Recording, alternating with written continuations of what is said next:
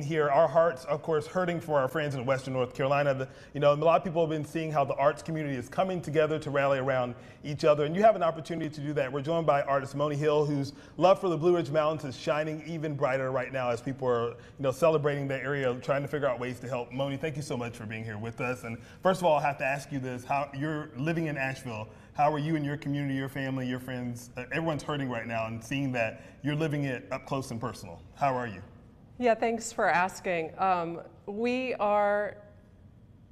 think all of us collectively are experiencing a lot of grief, the effects of the trauma of living through such a hurricane, but also I haven't spoken to a person who at the same time isn't feeling immense gratitude for our neighboring towns and villages like Greenville and all of the support that has been flooding in the area. So we're all walking around sort of on the edge of grief and gratitude.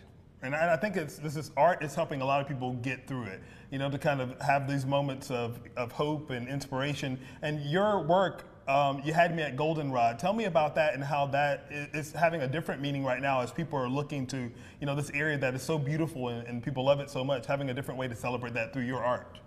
Well, people have been flocking to Asheville since its inception for the healing benefits of the natural surroundings and also for the art, because both art and nature, are healing and do bring moments of joy and beauty that uplift us.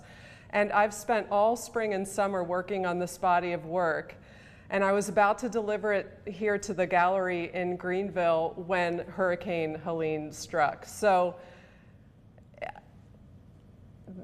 I laid in my bed as the hurricane, I had my windows open as the hurricane was blowing over, and I'm just as awestruck by the hurricane as I am by the little wildflowers that, line the trails of the mountains that I walk in every day. It's interesting how the language of what we're dealing with in real life and how the art kind of goes in and out of it. And a lot of these mountains we can't go see right now because you can't get to it. So the fact that you're bringing this body of work to people who really want to wrap their arms around these areas, this is a way that you can do it. I love that. Tell us about the exhibition that you're having at Spoonbill, and how we can come and check these out and buy the art too.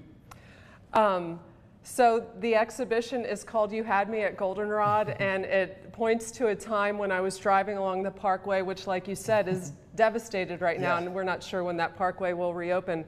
But I was driving and noticing the goldenrod lining the entire parkway, and then we took a corner and there was this big purple bloom of ironweed, and I was like, but you had me at goldenrod. I mean, so these paintings are a celebration of the mountain's beauty, resilience, and I think it really is a celebration of the people and the mountains. Awesome. And real quick, tell us when they can come to your artist reception. So I'll be there on Friday, the 18th, from 6 to 9 at Spoonbill. And then the exhibit, I think, will go through the end of the month, and my work will be there permanently.